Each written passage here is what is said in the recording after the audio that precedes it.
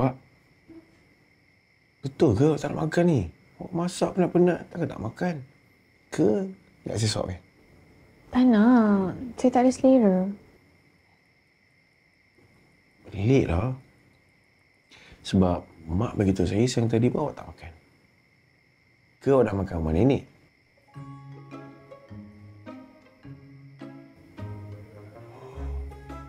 Mengidam. Awak mengidam ni. Cakap je lah awak nak makan apa. Saya pergi belikan sekejap lagi. Okey. Saya nak... saya nak makan makanan hospital. Hospital? Dah pukul apa ni? Dah malam dah. Rasanya kantin hospital tu mesti dah tutup lah.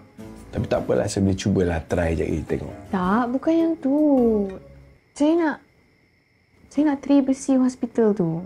Saya tak kisah lauk apa-apa pun boleh. Tapi saya nak tray besi tu.